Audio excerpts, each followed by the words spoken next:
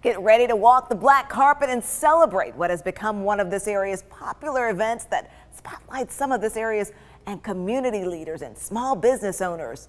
Get ready for the Black Excellence Chattanooga Awards. I spoke with Kevin Love from Chattanooga Business Elite. Year for the Black Excellence Awards. So when we start talking about BEC, Black Excellence Chattanooga, you know, what is the success? It continues to grow, continues to get bigger and better each and every year. Yeah, so for us, the way we measure success is the amount of people that still affiliated with this event that we put on every year. Every year, we've seen growth in our categories. And so we originally started in our exception with 45 categories of just entrepreneurs and professionals and creatives in the community. And now we're well over 70 categories. And so for us, seeing that growth in the community and realizing there's so many African Americans doing so many different things in the city, I think that's been successful for us. That's it. And that's one of the things when I start saying, like, what is behind that success? And you look at that, and of course, the growth, and people are seeing what you all are doing, and that you all are discovering all of this talent, as you were saying, in our community. A lot of people didn't know about these African American entrepreneurs or professionals who are here doing great and wonderful things and impacting our community in such a positive way. Of course, with anything, when you start something and again, people have been giving you all rave reviews, but you start to say, okay, how can we make it better? How can we improve things, make changes? People give you suggestions. Tell me about what people can expect that's new, that's different this year, some of the changes that you all have made. Yeah, we made a few changes. So I like to tell people we're easily accessible. So if you got any feedback or you got anything you want to recommend to us, we're always accessible. But this year, it's two particular things I like to highlight. One of them is traditionally our show has been on a Sunday. And we did that in the past for whatever various reasons we had. But this year, we decided to move it on a Saturday because of the feedback we got from the community and wanting to have it on a Saturday and enjoy themselves a little bit more versus having to do it on a Sunday and they go home and have to go to work the next day. So we have moved the show to a Saturday. So January 28th is going to be the show date. And then we're also going to have an after party this year as well. So we have a time for people to celebrate with everyone that won in those categories during our after party this year as well. Talk a little bit about, again, one of the things too is, we say everybody's a winner, but I think that the big winner in this, Kevin, is the city. And again, just the recognition of the talent that is here in this community and in the city and what they're doing. And like I said, each year I go, I learn and I find someone else or another business that I did not know, or someone who's doing something in this community that even after all this time, I did not know that maybe they were doing. Yeah, so for us, it's been a pleasure being able to work with all of the people in the community that's doing phenomenal things. I tell everyone that's a part of this, it's a friendly competition, but it's really a celebration for everyone that's nominated.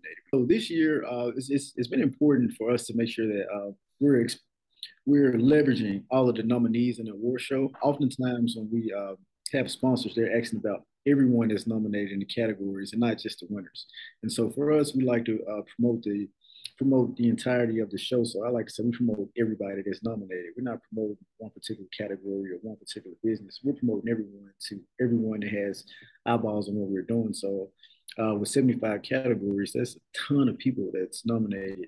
They can be referred for different services and offerings that they have, or even some of the professionals that people didn't know about that were doing professional things in the community. Any creatives, any artists, any musicians, all are nominated in this process. And so it kind of serves as like a directory as well. When you're nominated in this process, I have people all the time say, hey, I didn't know we had Black massage therapists, or hey, I didn't know we had people, Black accounting services or Black authors that write books. And this is things of that nature. So we try to bring to the light and just highlight the entire community. I think it's a win when we talk about everyone that's nominated. So they're able to promote to their market of people, and we're able to promote to what we get access to. I think it's a win-win for the city in its entirety.